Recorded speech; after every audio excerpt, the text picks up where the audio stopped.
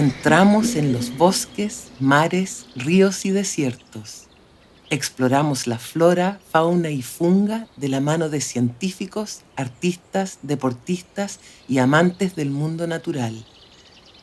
Bienvenidos y bienvenidas a una nueva temporada de conversaciones.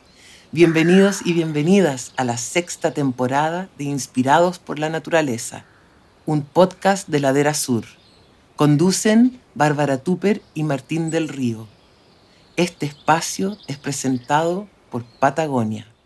Nuevas conversaciones en nuestra 6ª temporada de Inspirados por la Naturaleza, presentado por nuestros amigos de Patagonia, que nos vienen acompañando los últimos años de este podcast.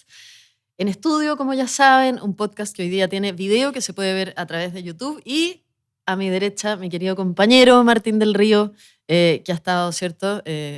Hemos estado juntos desde el capítulo número 1, hace un par de años ya. ¿Cómo estás, Martín? Feliz, Bárbara, de este nuevo capítulo, nueva temporada, así que se nos viene muy bueno hoy. Se nos viene muy bueno hoy. El invitado que voy a presentar a continuación viajó para estar aquí en este estudio con nosotros. Lo vamos a dejar medio borroso para hacer un poco de misterio, suspenso, ¿no?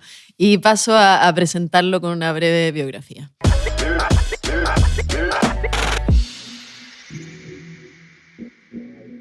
Nació en 1973, es guía e instructor de la Escuela Nacional de Montaña y egresado de la Escuela de Educación al Aire Libre NOLS. Tras estudiar ingeniería forestal en Santiago durante 3 años, decidió dedicarse a la naturaleza y el turismo, movido por su pasión por el medio ambiente.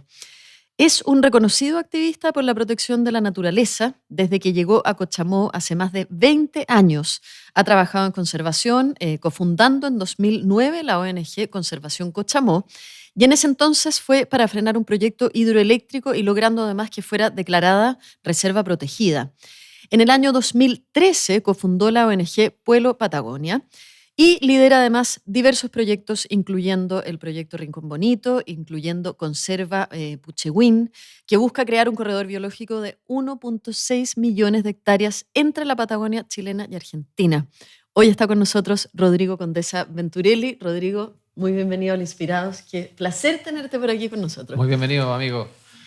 Bueno, primero que todo, el placer es mío. Muchas gracias por la invitación y felicitaciones también por todo lo que han logrado en Ladera Sur. Muchas gracias. No, gracias. Emocionante. Tremendo aporte. Y gracias por viajar hasta acá, porque sabemos que eres sureño y llegar a la capital siempre es un desafío para los sureños. Sí, bueno, viví en Santiago un tiempo y la verdad que volver por un par de días me gusta. Solo un par de días. Un día y medio casi. Claro. Bueno, Rodrigo, nuestro podcast siempre tiene un poco... Comenzamos con conocer un poco más de ti, de tu niñez, de tu juventud. Un poco si nos podrías contar dónde naciste, cómo fueron esos primeros años, cómo comienza esa conexión con la naturaleza. ¿Viene desde niño o no? Viene desde niño, sí. Es un patrón que yo creo que se repite harto y efectivamente mis primeros 7 años de vida fue en la cordillera Nahuelbuta, entre Tirú y Capitán Pastene. Soy tercera generación de colonos italianos. Y claro, el momento en que yo nací, mis padres se separaron cuando yo estaba en la guatita y me criaron 2 mujeres, tremendas mujeres, mi abuela y mi madre. Entonces, mi abuela me crió por 7 años en el campo y mi madre se fue a emprender a Santiago. Entonces, cuando ya armó un negocio, nos mandó a buscar. A mí y a mi hermano que estudiaba en Traiguén. Y llegamos a Santiago, estudiamos acá, vivimos un buen tiempo, trabajé, etcétera. Pero sí, y siempre volví al campo. Entonces pude ver toda la evolución de esa zona, que eran campos muy parecidos a lo que tú podías encontrar en Llanada Grande hoy día, ¿no es cierto? En el Paso del León, campos remotos. Cuando yo nací en el 73, recién llegó el primer auto a ese lugar. Entonces mi vieja se casó a caballo. ¿Te fijas? Entonces, cuando yo veo todo esto en Cochamó, quizás parte de lo que... Claro, volver a ese origen. Exactamente, sí. Sí.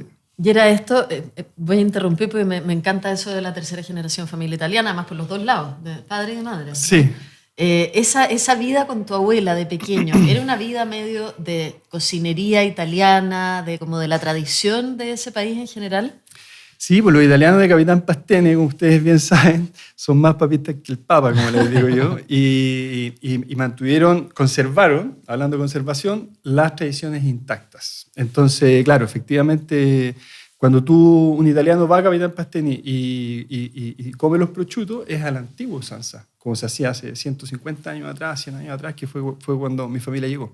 ¿Y te toca ir ahora, vais de nuevo a esa Sí, zona? todavía tenemos un campo allá, de vez en cuando Ya, bueno. vamos, sí. Bueno, vamos a hablar más de naturaleza y de montañas, que es un tema que nos gusta mucho.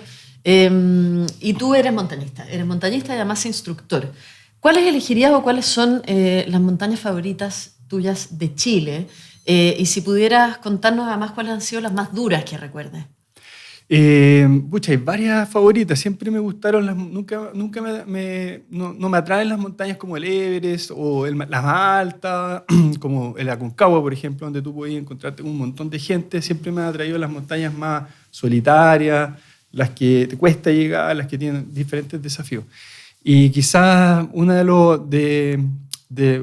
estamos hablando de Chile, porque también de Chile. Claro. el Sí. Lluyayaco, por ejemplo, que es una tremenda montaña y tiene ruinas incas arriba, fue una gran experiencia, sí, subir ese cerro, porque aparte que nos costó subirlo, tuvimos una persona que se nos perdió un día, etc.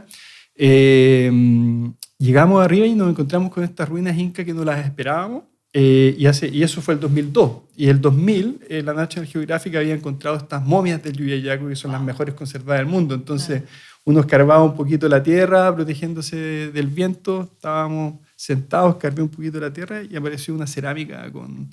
Entonces, ¿Qué altura es, perdón? Es la segunda montaña más alta de Chile. Estamos hablando de 6.741, me parece que... Sí.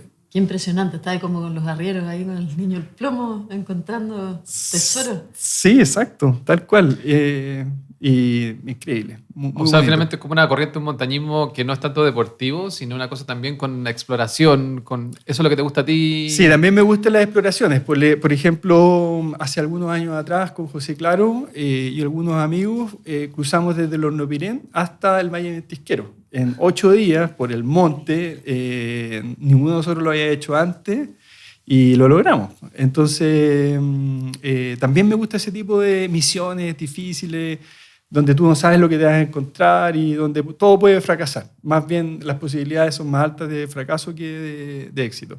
¿Y cuál ha sido como la que tú recuerdes como la experiencia más difícil o que hayan corrido peligro? Claro, lo del Lluyayaco me decías que un compañero se perdió. Ya, es que ahí ya me tengo que cambiar de país, Nueva Zelanda. Ya, Viví un año en Nueva Zelanda y estuve ahí con Matías Prieto, mi cordada, gran amigo. Estuve hace unos pocos días con él. Y claro, quisimos subir una montaña que se llama el Monte Tititea. Queríamos ser los primeros ese invierno, en subirlo, ¿ya? Y estuvimos viendo el clima durante varias semanas y, bueno, teníamos una ventana de 2 días completo. Llegamos lloviendo al lugar para poder tomar la ventana completa, ¿te fijáis? Y tuvimos una ventana increíble, pero se nos cerró justo cuando íbamos bajando de la cumbre y estuvimos 4 días en una cueva de nieve. 4 días en una cueva de nieve con la misma comida que teníamos. Pues tuvimos que escondernos y salir después de 4 días. Y eso también fue una experiencia... ahí tuvimos que controlar nuestra mente y hablar mucho y estar muy comunicados con Matías, con quien hicimos cucharita, porque estábamos muertos de frío. Por supuesto, claro. En una cueva de nieve tú podías estar a menos 2 grados, entonces estáis siempre con frío, pero no llegáis a estar a menos 10, o afuera puede estar a menos 10, pero siempre bajo la nieve estáis a menos 2. Perdón, pero así la cosa práctica me parece muy increíble. La cueva hasta la arman ustedes porque se dan cuenta de que no van a poder avanzar con esa tormenta. Claro. Y ahí te acomodáis, tenían mantas térmicas, alguna cosa.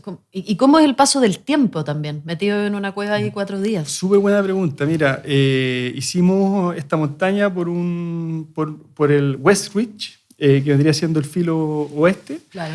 Y claro, llegamos a un punto donde veíamos que venían las nubes, pero como venía bueno el clima, pensábamos que íbamos a estar bien, pero se adelantó el periodo del frente mal tiempo. Y los maorí lo que piden a los montañistas es que no pisen las cumbres, ¿ya? Que las encuentran, algunas son sagradas y esta es una de las sagradas. Entonces nosotros llegamos a como 10 metros de la cumbre, estuvimos ahí y agradecimos y bajamos. Y claro, cuando ya no sabíamos lo que era arriba y abajo, tomamos la decisión de hacer esta cueva de nieve, buscamos el mejor lugar y andábamos con una pala, por si acaso. ¿Ya? Porque andábamos alpino, pero andábamos por si acaso nos pasaba algo, podíamos enterrarnos, y ahí estuvimos 4 días enterrados y el paso del tiempo es súper lento, como que no sabéis si es de día o de noche. Al final tomamos la decisión de no salir de la cueva durante 2 días, porque salíamos y en el fondo tú estás ahí, ¿cierto? Al principio la cueva está acá, pero nevó tanto que tú quedas enterrado. Entonces cada vez era más difícil salir. ¿Y esa decisión finalmente de decir voy a salir o de alguna forma esperar un rescate? ¿Cómo es ese momento en tu cabeza que...? Nosotros estuvimos varias veces a punto de salir y nos controlábamos y decíamos tenemos que estar acá. Y una mañana apareció una tonalidad distinta dentro de la cueva. Y yo le dije, Matías, salgamos, fuimos al Cachipún. Matías le tocó y empezó a escarbar. Estuvo como media hora escarbando y de repente dio una palada y entra una bocanada de nieve para adentro. Entonces Matías me dice, no, está lleno de nieve, mucha nieve. Entonces le digo, sale Matías, sale, sigue nomás. Y salió y de repente siento un grito. Y Matías me dice, Blue Sky, me dice. Y se mete a buscar las cosas. Nos vamos, nos dice, y empiezo a arreglar las cosas, etcétera, súper emocionado. Y entrando y de repente sentimos un helicóptero. Matías sale, me parece que un helicóptero. Matías salió todo mojado, etcétera. Y me grita, me dice, no es un helicóptero, son 2 helicópteros, me dice. No lo puedo. ¿Lloraron? Sí, obvio, lloramos. Y de ahí yo empecé a sacar las cosas y lo último que recuerdo de la cueva fue que salí y estaban estos montañistas neozelandeses que habían ido a buscarnos y me dan un abrazo así súper apretado y me miran la cara, me dicen, están bien, qué bueno. Después conversamos, súper amoroso. Sí. O sea, antes y después de esa experiencia, me imagino. Un antes y un después de esa experiencia y el sistema neozelandés es increíble. Sí. No sé por qué, pero no tengo ninguna duda de que sí. Claro, no, pero una experiencia Sí. sí. Te cambia la vida, te podría haber quedado ahí, digamos. Sí, pues ese año habían habido hartas muertes, entonces estaban muy contentos de vernos. Sí. Y además pasa que cuando tú, y no sé si les pasó, pero cuando tú quedas enterrado en la nieve, en un punto tú no sabes si estás subiendo o bajando, digamos. O sea, si te está enterrando más para salir, te está enterrando más o estás saliendo a la superficie. Y eso a mí me parece como lo más angustiante de quedarse metido. Sí, pues, ahí hay que dejar ciertas señales para entenderse. Bueno, no, tremendo. Podríamos hacer otro capítulo de la historia. Bueno, tenemos un podcast que es de montaña, así que podríamos volver a invitar a Rodrigo. Bueno, este capítulo yo creo que la Bárbara te presentó. Vamos a hablar mucho sobre Cochamó, esta zona tan especial. Pero nos gustaría saber, porque quizás nos están viendo, escuchando, que gente no conoce este lugar. Primero que describirlo con tus palabras la primera vez que lo viste, que tú fuiste. ¿Por qué fuiste a ese lugar? ¿Y por qué es tan especial? Si podríamos partir metiéndonos en el Valle del Cochamó, así quizás uno cerrara los ojos y se lo imaginara con tu relato. Ya, perfecto. Mira, bueno, yo tuve un cambio en mi vida y pasé de estar en el mundo de la ingeniería forestal, de las empresas familiares, a la imagen fue un árbol que estaba con raíces bien puestas arriba y abajo, que se estaba secando, entonces yo no estaba contento. Y hice un cambio en mi vida y me dediqué a la montaña. Ya podemos hablar después de ese cambio, pero por ahora lo voy a dejar como me dediqué a la montaña. Y buscando relatos, encontré un documental que era de la Travel Channel en ese tiempo, que era sobre Cochamó y escalaban unos alerces, ¿ya? Y dormían arriba de los alerces. Y eso me voló la mente, ¿ya? Y el nombre de Cochamó entró en mi mente y les cuento como anécdota que estuve buscando ese documental por 20 años. Y lo encontré este año. Y lo volví a ver. Sí. Y era tan espectacular como... Claro. Imagen bien hacia la antigua, el audio era pésimo, pero al final la esencia estaba ahí, ¿ya? Y mostraba justamente los esfuerzos de los primeros conservacionistas que vieron que había un potencial de proteger los alerces principalmente, que fue Rick Plain a través de una fundación que se llama Ancient Forest. En ese minuto ellos se dedicaban a proteger las araucarias y el alerce de Cochamó. Generaron el primer parque privado, que fue el Cañi, que está protegido. Sí. Y después no pudieron terminar la pega en Cochamó, pero dejaron ahí una huella a través de un trabajo que hicieron con la Elisa Corcuera, que seguramente ustedes... Sí. Todos la extrañamos mucho y Y bueno, y eso fue lo que mostraba este documental, aparte de esto espectacular de dormir arriba de los alerces.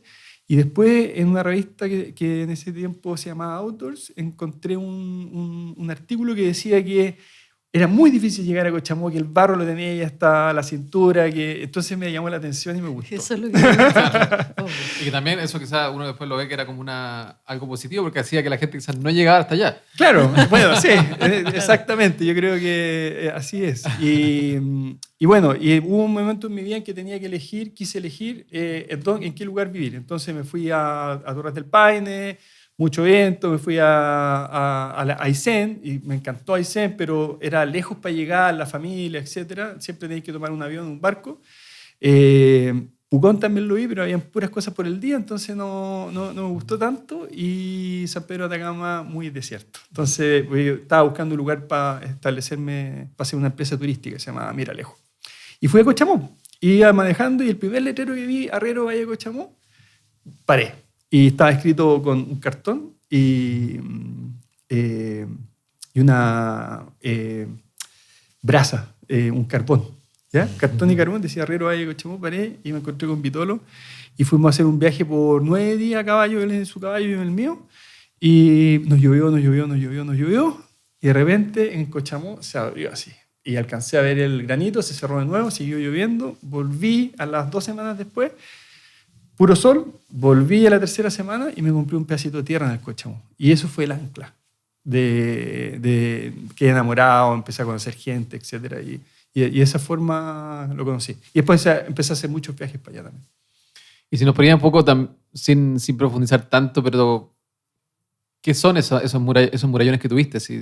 O sea, si podrías contarnos por qué son tan especiales, por qué son tan únicos, esto que hasta lo comparan con el Yosemite de Estados Unidos, como si nos podrías explicar qué son estos murallones.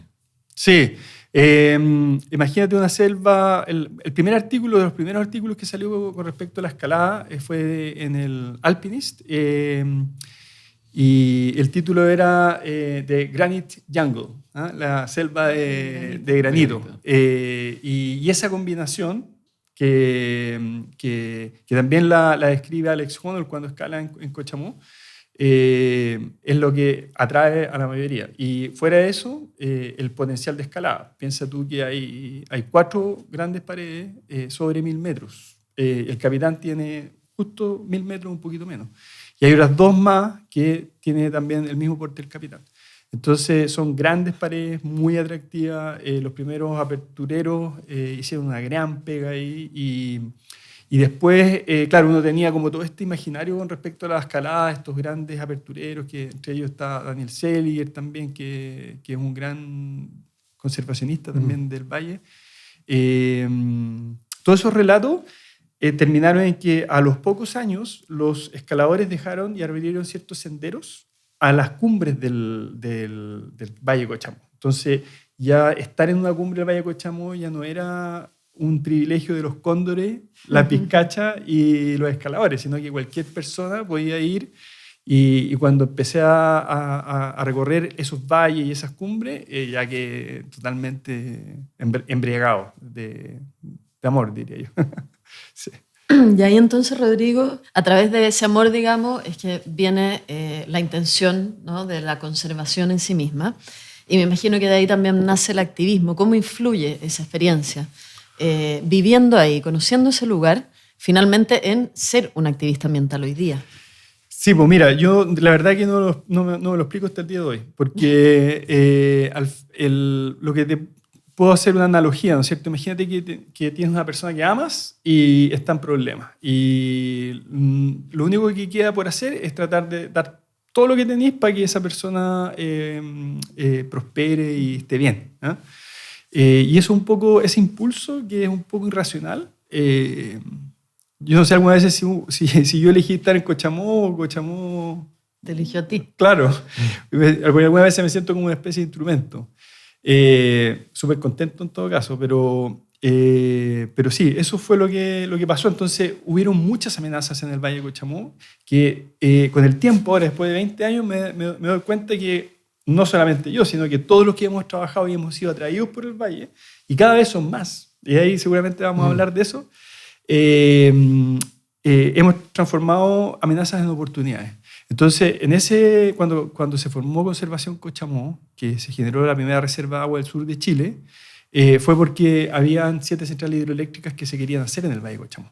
Y todas en un circuito, una después de la otra, y simplemente no podíamos permitirlo. Y empezamos a averiguar, hicimos todo lo que estuvo a nuestro alcance, poniendo obviamente recursos personales, tiempo, etcétera, para poder... Perdón que te interrumpa, porque también esto, hay que decirlo, son terrenos privados. O sea, sí. podían hacer lo que ellos quisieran en ese sentido con este territorio. ¿No está protegido o hay un porcentaje que es parte de...? No, nunca estuvo protegido. En ese tiempo no estaba protegido en nada y se podía hacer. Entonces, bueno, y tenemos la línea de transmisión de Chile al frente, cruzando el estuario. Entonces era un muy buen negocio, además.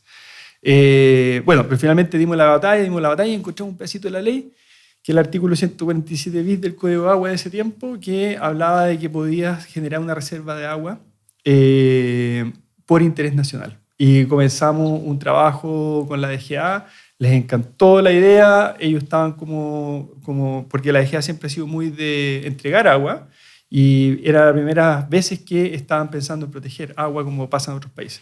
Entonces tomaron esta idea y generaron esta reserva de agua con la ayuda de los informes elaborados por Elisa Corcuera.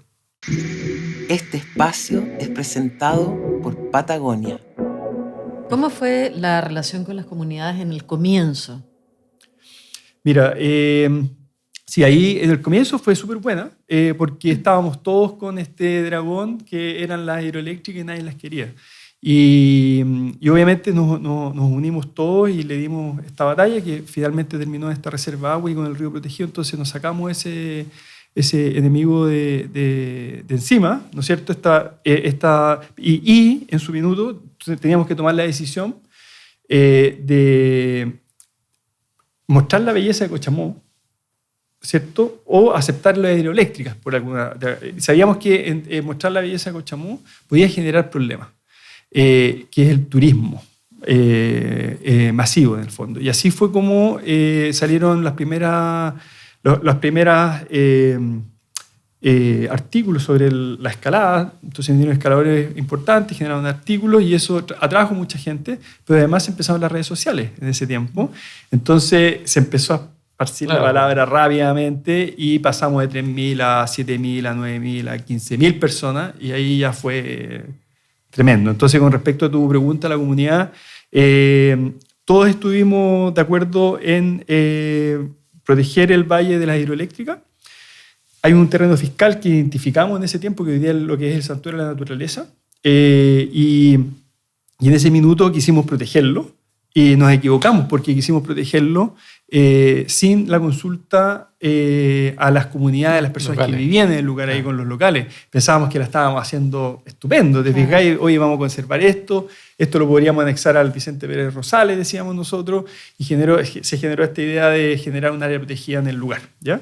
Y ahí chocamos con la comunidad local. Y fue sin querer queriendo. ¿Y por qué chocaron? Porque ellos no lo querían. No querían. Y nosotros, con el impulso que veníamos, claro. Y ellos, lo que pasa es que de alguna forma pasa en todas las comunidades, ¿no es cierto?, que las áreas protegidas son muy restrictivas muchas veces, claro. Y los usos que han llevado por cientos de años o años se ven restringidos y por lo tanto su economía, su estilo de vida y obviamente y eso nosotros aprendimos y hoy día estamos con una visión totalmente distinta.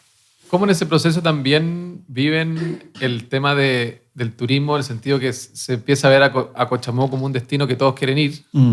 Y también nosotros en la Era Azul de alguna forma lo publicábamos como un destino que muy interesante, pero a la vez también ustedes fueron tomando ciertas medidas que como Chile es un país con demasiados lugares espectaculares, pero ustedes fueron haciendo ciertas medidas para hacer las cosas distintas, de manejar esa capacidad de carga, de manejar de alguna forma que este destino no se convierta en algo que después, no sé, se vea saturado. ¿Cómo ven ese proceso? ¿Cómo lo fueron pensando?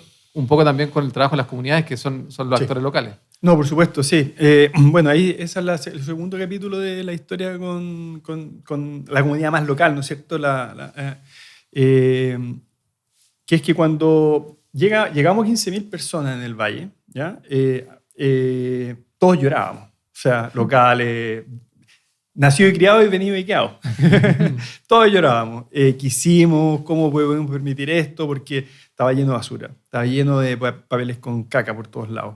La gente lavaba en los ríos, o sea, dormían en cualquier parte, habían carrete. Realmente hubo una etapa del Valle de Cochamó que fue oscura desde ese punto de vista, y todos llegábamos así a la temporada. O sea, es lo que iba a pasar. Empezaron a ocurrir los primeros accidentes, etc. Pero ese año, justo ese año, el año en que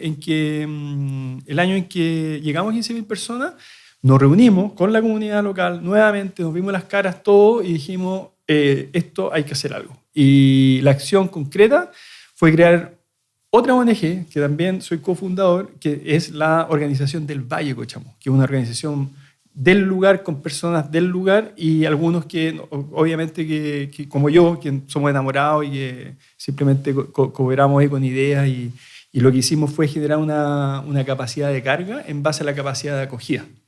Entonces, cada camping ponía una cierta cantidad de personas que podía recibir, y tú tenías que entrar con una reserva en el camping, si no podías entrar, y armamos un sistema de gobernanza, en el fondo, un centro de visitantes, con un discurso súper corto, preciso y de cuidado. Entonces la gente se sumaba. El primer año fue un poco difícil, pero el segundo año ya la gente entendió que lo que se estaba haciendo era para proteger el lugar y no por otra razón, ¿ya? Y eso generó que hasta el día de hoy llevamos más de 6 años con 15.000 personas. Ese es el tope. Es el tope. Y este año fueron 16.000, pero cerquita de los 15.000. ¿Y de esos 15.000 se concentra la temporada de verano? Entre diciembre y marzo. Que ahí tenemos el registro andando con los guardaparques, etc. Sí. 4 meses en el fondo. Y principalmente se quedan 4 noches, 15% son extranjeros y el resto son chilenos. Y preguntarte solamente porque yo creo que el tema de la basura, como tú dices, de la caca, es un tema que en todos los lugares pasa. ¿Cómo lo solucionaron o cómo lo están tratando de solucionar? Porque... Ya, perfecto, sí, te entiendo perfecto. Mira, los primeros años nos costó un poquito educar, pero eso fue justamente lo que hicimos. Entonces nos concentramos en educar. Entonces cada persona que entra al Valle de Cochamó durante estos meses recibe un pitch de guardaparques, personas que están ahí, que quieren el lugar y que lo transmiten este pitch a los visitantes. Y nosotros hicimos también lo nuestro y empezamos a reciclar. Entonces tú entras al Valle de Cochamó y está el centro de reciclaje, bien simple, todo lo que tú queráis, pero sacamos varias camionetas, digamos, de reciclaje todos los años. Entonces también dimos el ejemplo y le dijimos a la gente, no solamente no solamente tráete toda la basura de vuelta y lávala, le enseñamos a lavarla, que es clave. Si hay algo que hizo la diferencia fue el minuto en que educamos a los campings por un lado y a los visitantes por el otro, que toda la basura tiene que ser lavada para que no huela. Porque ¿qué es lo que pasa? Si tú abrís un tarro de atún, no lo laváis, a los 2 días va a tener mal olor. Si tiene mal olor, no lo vas a meter dentro de tu mochila. Claro. Lo vas a dejar por ahí guardado en el bosque, que es lo que pasaba.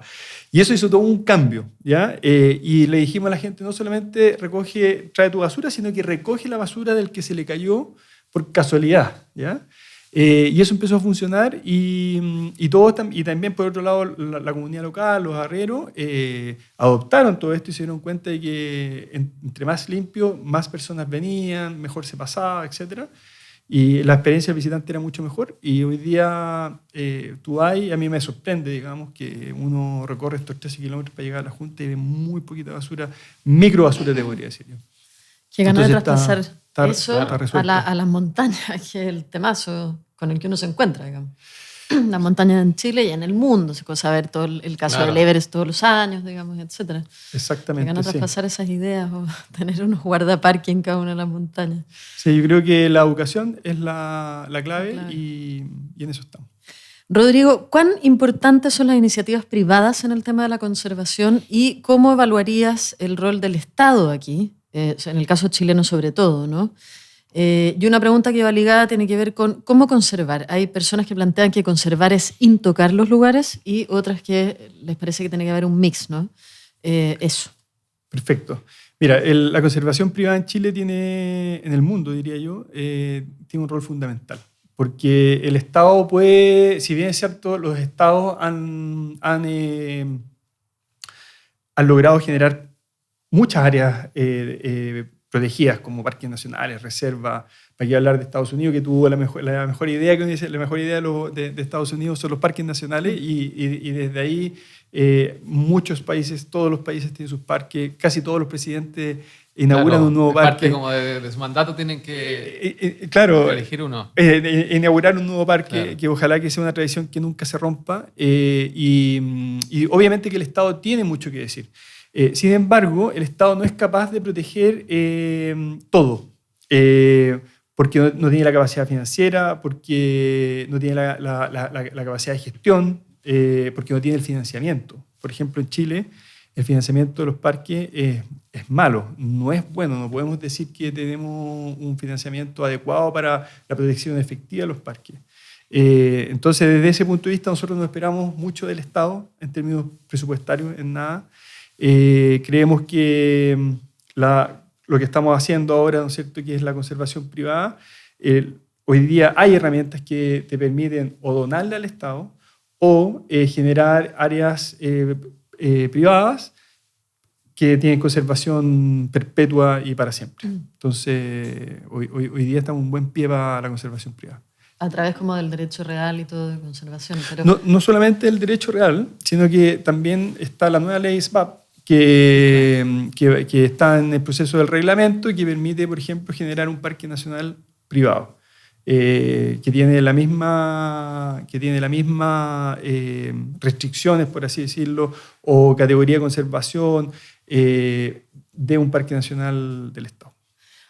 Hablando, me acordé justamente de esto del derecho real de conservación, que finalmente es una herramienta que partió como algo fantástico, digamos, pero que también se ha mal usado en el camino para hacer una cantidad de proyectos inmobiliarios, etcétera, que están como escondidos detrás de esto. ¿Cómo lo ves tú desde allá? Y el tema de los proyectos inmobiliarios en general, digamos, que están llegando ya a la Patagonia hace un buen rato. Sí, ahí podríamos otro capítulo. Podríamos contar una historia, podemos contarla así, porque es entretenida y eso nos lleva quizá a lo que estamos haciendo ahora. Mira, el derecho real de conservación yo lo entiendo como una herramienta que lo puedes usar para el bien o para el mal. Es como tener un cuchillo en la mano, lo podéis ocupar para cortar pan o para dañar a alguien. Entonces, claro, efectivamente tenemos un buen ejemplo ahí en el Valle de Cochamó. Se quiso hacer un loteo en el corazón del valle, 79 lotes. Tenía un derecho real de conservación que se extinguía al 5º año, que la misma empresa inmobiliaria tenía su propia fundación que era el garante del derecho real de conservación. Y sigue sumando. Bueno, gracias a Dios ese loteo, para contar la historia porque es bien buena, que fue una de las amenazas del 2022. Entre el 2022 y hoy día han pasado muchísimas cosas en el Valle de Cochamó. Claro, vamos a profundizar de ahí. Sí. Y bueno, finalmente este empresario que quería hacer 79 lotes en el corazón del valle, tuvimos una conversación. Y le hicimos entender de que era un pésimo proyecto, que la comunidad no iba a estar de acuerdo y que no había considerado de que había alerces en el lugar y ellos no habían tomado todos los resguardos o no habían hecho las cosas bien tampoco y nosotros habíamos hecho ese análisis legal, por lo tanto tomó la decisión rápidamente en la misma conversación y me pregunta, Rodrigo, ¿qué hago? Baja el proyecto de inmediato, conversa con la comunidad local y entrega y baja y vende tu tierra al costo, como para darle una salida, ¿no? Y eso es lo que hace. Pues al día siguiente baja el proyecto, no estaba en Instagram, no estaba en Facebook. Yo me levanto en la primera hora de la mañana, veo, tomo un avión, se reúne con 25 personas de la comunidad local que no estaban contentos con él y pone su campo a precio-costo y a los 4 días me llama un amigo, Daniel Selig, y me dice, Rodrigo, tengo a Brady Robinson de Freya Foundation interesado en, puede ayudar con la compra de este campo. Y desde ahí que con Brady conversamos toda la semana. Y finalmente se compró y están en un proceso de derecho real de conservación, pero también dispuesto a entregarlo para el proyecto de conservación futuro. Bueno, ahora entremos un poco en el proyecto que están ahora que ha estado en todo el mundo. Hasta la portada del New York Times llegó Conserva Puchewin. Un poco, si nos puedes contar, la Bárbara lo dijo en el inicio, pero ¿en qué consiste este proyecto que están ahora abocados? ¿Y de qué forma? Yo creo que va a pasar a ser como también un caso de conservación en el mundo, en donde se está haciendo una campaña para proteger esta zona. Sí. Cuéntanos, ¿cómo nace este nuevo proyecto de Conserva Puchewin? Es parte de la misma historia. Claro. Mira, el Fundo Puchillín, ¿no es cierto?, que tiene una historia larga desde 1925 aproximadamente, que se le entrega a una empresa y esta empresa finalmente quiebra y todos los herederos, nadie reclamó esas tierras ni nada, entonces vino un empresario chileno y empezó a comprar los derechos de cada una de esas tierras y finalmente el 2022, o sea, esto lo que te decía yo era el 2022, lo de estos 79 lotes, eso fue en abril, ¿ya? Y en junio logra finalmente obtener un título de 131.000 hectáreas, ¿ya?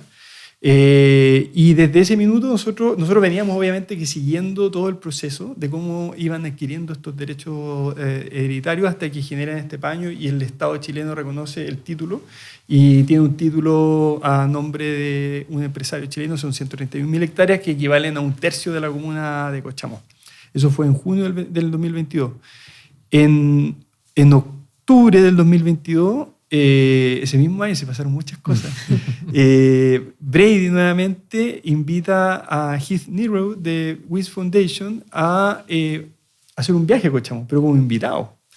Y claro, nosotros cuando dijimos, ¿quién es tu invitado? Tenemos un invitado, me dice Brady. ¿Quién es tu invitado?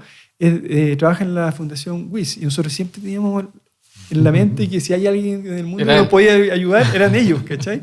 Entonces, como nosotros, ya, perfecto, ni un problema, nos vamos a atender igual como cualquier persona, hicimos el viaje, quedaron con la mente igual que todos nosotros, enamoradísimos del lugar, y en noviembre, el dueño de Puchillín lo pone a la venta en Nueva York a través de Christie's en esta subasta.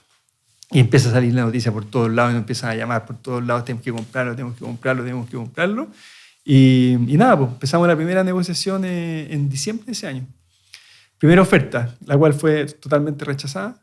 Y después nos llamó de vuelta en marzo y ahí empezamos una negociación ya más, un poquito más en serio hasta que llegamos a este acuerdo para poder comprarle en 2 años. Bajando un poco el proyecto, ¿de qué se trata para las personas que nos están escuchando? ¿Qué es esto del corredor? ¿Cómo se hace finalmente para que sea chileno-argentino? Hablábamos de 1.6 millones, ¿no? de hectáreas, etcétera. Sí. Explícanos un poco el fin y de qué se trata un corredor biológico también, ¿no? Perfecto, sí, por supuesto. Mira, el fin principal es que es la pieza del puzzle que falta conservando esta pieza del puzzle, generamos un corredor biológico desde norte a sur, Argentina, Chile, de 1.600.000 hectáreas, con todos los beneficios de un corredor biológico en términos de conectividad genética, de traslado, del tránsito de los animales, etcétera, etcétera, etcétera. Todos los beneficios que eso tiene. Si logramos conservar este lugar, se podría generar este corredor biológico que es uno de los corredores biológicos más grandes de Latinoamérica. Entonces, este campo de 131.000 hectáreas, enclavado en el corazón del valle de Cochamó, en el fondo, tiene 70.000 hectáreas de bosques primarios. Entonces, es un bosque intocado, que es harto, tiene huemule. El 11% de los alerces están en Puchillín. Entonces, el alerce, que sabemos que está protegido, pero solamente en Chile, solamente el 40% de los alerces está dentro de un área protegida. El resto está en tierras privadas. Entonces, con esto podríamos llegar al 51% de los alerces de Chile o plantados, ¿no es cierto?, en un área protegida. Y hay otro punto que para nosotros es súper importante, que no solamente el alerce o los huemules están en peligro de extinción, sino que la cultura gaucha campesina también. La cultura montaña, el poblador que vive en el Vial Gormaz, en el Paso del León, sin conectividad, sin energía, haciendo patria, ¿cierto? Y que ha habido un abandono del Estado, hay que decirlo, no menor, se verían beneficiados con esta área protegida.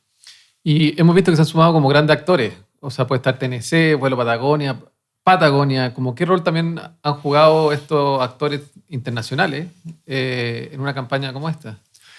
Un tremendo rol, porque lo que nosotros, si bien es cierto, está liderado por Pueblo Patagonia, que estamos en la mitad, tenemos una gran responsabilidad con el territorio y la gente que vive alrededor de esta área protegida, ¿no es cierto?, futura área protegida. Sentimos una responsabilidad tremenda. Entonces, siempre la gente local va a estar en el centro de todas nuestras decisiones.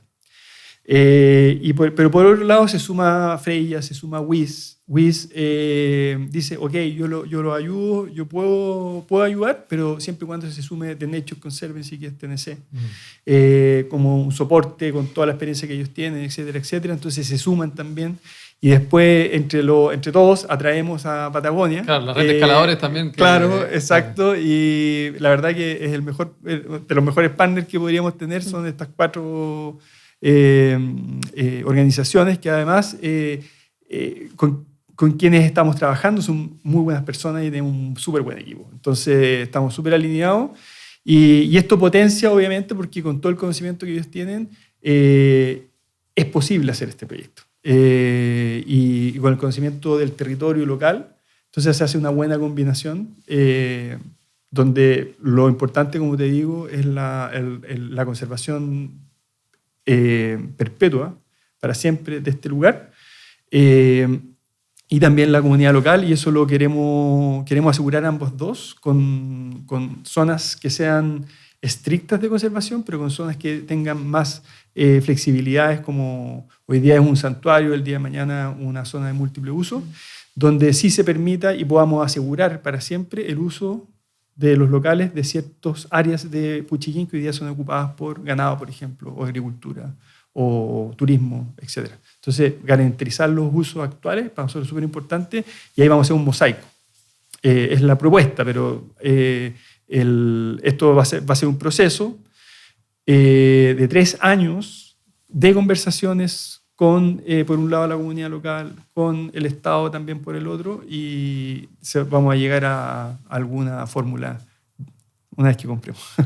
Tremendo proyecto, un lujo total. Ojalá resulte todo increíblemente bien y también siento que es un ejemplo de que se pueden hacer las cosas si, ¿no? Si conversan las partes. Si conversan las partes, exactamente. Sí. ¿Nos vamos despidiendo, Martín? Nos vamos Así terminando, es. Rodrigo.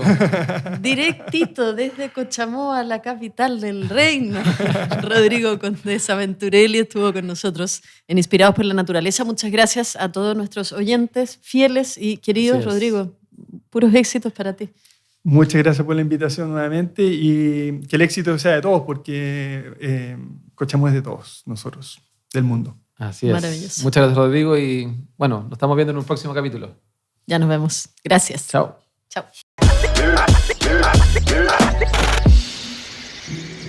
Esto fue Inspirados por la Naturaleza, un podcast de Ladera Sur, conducido por Bárbara Tupper y Martín del Río. Encuéntranos en Spotify y en laderasur.com. Este espacio es presentado por Patagonia.